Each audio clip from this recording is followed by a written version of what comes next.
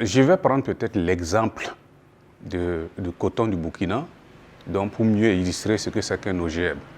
Il se trouve que nous avions des variétés de coton ici au Burkina qui étaient sensibles à la plupart des ravageurs. Ça amenait les producteurs à traiter peut-être 6-7 fois leur coton au cours de la campagne. À un moment donné, on s'est rendu compte que par le principe des choses, on s'est rendu compte que celui qui détruisait les capsules de coton, c'était un insecte, et précisément les larves de l'insecte. Mais cette larve-là était sensible à ce qu'on appelle à une toxine fabriquée par une bactérie qu'on appelle Bacillus thuringiensis.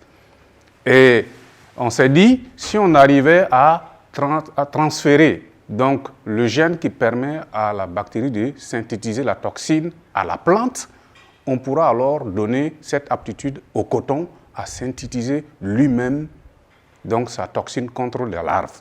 Et c'est comme ça qu'on a pu transférer 2 gènes complémentaires sur nos variétés de coton.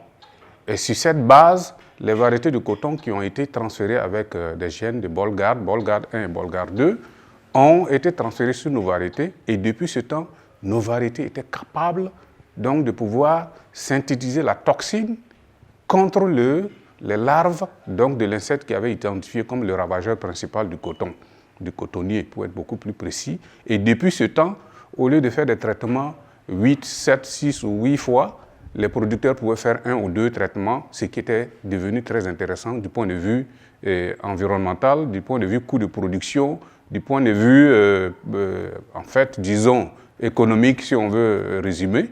Et c'est comme ça que nous avons pu faire. Plein d'autres situations ont été faites. Ça veut dire qu'il y a des moments où on peut transférer le gène d'un règne, comme nous l'avons vu ici, là, d'un règne animal à un règne végétal. Ça peut se faire dans le même règne, ça veut dire du végétal au végétal, et juste pour pouvoir transférer le gène qu'on n'aurait pas pu transférer par la méthode classique.